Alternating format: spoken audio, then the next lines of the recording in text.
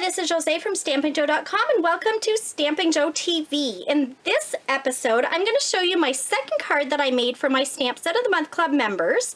And this one again uses the Feel Good stamp set, and I used the stamp set here, She Believed, She Could, So She Did. So that's a really nice inspiring message, and I thought this looked really pretty together.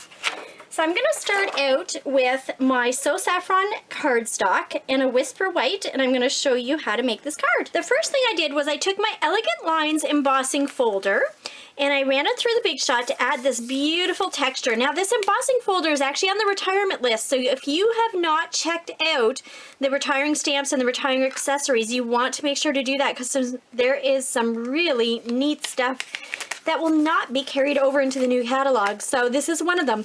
Love this embossing folder. I'm going to be sad to see it go. So after I've done that, I'm going to take some Whisper White cardstock with the stamp that says She Believed She Could, So She Did. And I'm going to take two of my Stampin' Write markers.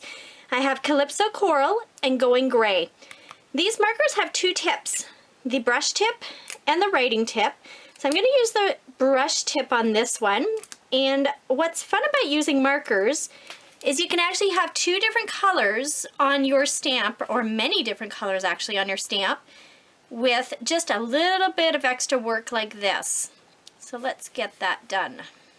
Now that I have the gray done, I'm going to go back with my Calypso Coral and finish up the word Believed. You want to really use the side of your marker, not the very end, not the tip, because if you tend to use the tip too much, it'll start to fray, and when you do want to color directly onto your paper, some tight little spots, you won't have a very nice pointy tip. So we're going to get that done. Now the best thing to do once you have it all colored is to re-moisten it a little bit, and how you do that is you actually take it very close to your mouth and you huff on it, and this will allow the ink to kind of re-moisten and it to look a lot darker and more bold on your cardstock. So let's do that now. Then we're going to stamp it on our paper, hold it there for a couple seconds, and back up. Oh, isn't that pretty? So I'm going to use our Labels Collection framelits, and I'm going to place that directly on top and then run it through my Big Shot. So I have that done. I'm just going to pop that out.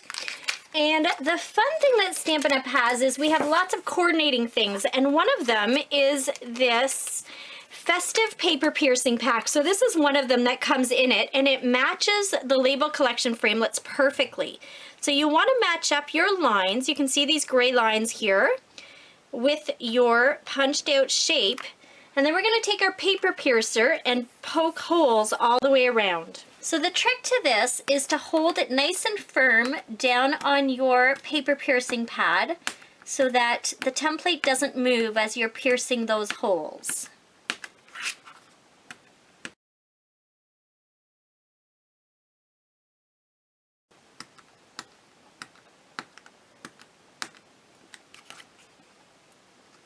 So now that we have that done all the way around, it just adds that extra little touch. I love poking holes into my paper. It just looks so pretty. Okay, next I'm going to take my dimensionals and place them on the back of my shape and then put that directly onto my card. So you can tell I use dimensionals a lot. You can see my sheet's almost empty. Love these things. And we're going to take those backings off and place that about there. So I'm going to take my T for 2 Designer Series paper with my Bitty Butterfly punch, and I'm going to line up those dots inside so that he's kind of coordinated and matches on both sides. Punch that out. I'm going to take a couple more of my dimensionals. I've already cut, actually just one probably. I've cut them into small little pieces at the bottom. Every little piece of dimensional counts for sure. I'm going to put that in the middle and put it about here, and then I'm going to take his wings and just curl them up just to make him look a little bit more like he's flying. I'm going to take some of our rhinestones. Now, we have lots of different sizes of rhinestones, but these ones here are actually long lines. If you peel it off, you can do a whole line of rhinestone, but I just want 3 of them. So I'm going to cut 3 like that, and then pull them off and put them the body of my little butterfly, just to add a little bit of sparkle. See if I can get that off.